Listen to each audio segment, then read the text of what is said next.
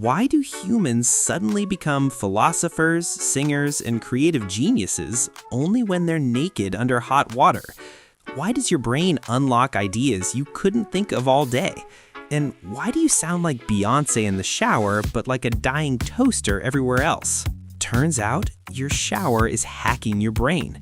When you shower, your brain flips from focused mode to something called the default mode network, the same mode used by daydreamers, artists, and problem solvers. The DMN is so powerful that your brain becomes more active when you're not focusing. Why this matters? Let me explain. You're doing an automatic task. Your brain frees up processing power. Creativity increases. Random memories connect. You get aha moments. But here is the thing. Warm water literally changes your brain chemistry. It lowers cortisol, the stress hormone.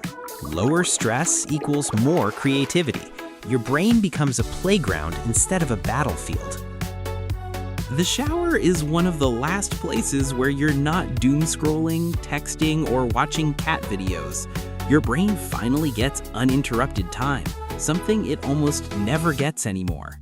And let me tell you why you like to hear your own voice under the shower.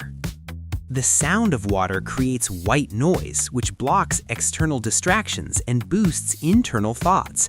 White noise increases alpha brainwaves, the same waves linked to creativity and meditation. Bathrooms are basically free recording studios. Hard walls plus tiles equals natural reverb.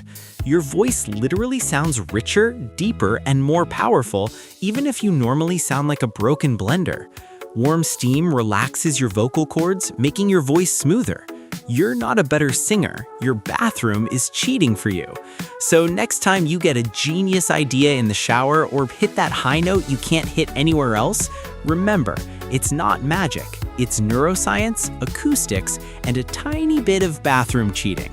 Follow us for some crazy science and let us know in comments what are the topics you want me and Blob to talk about next.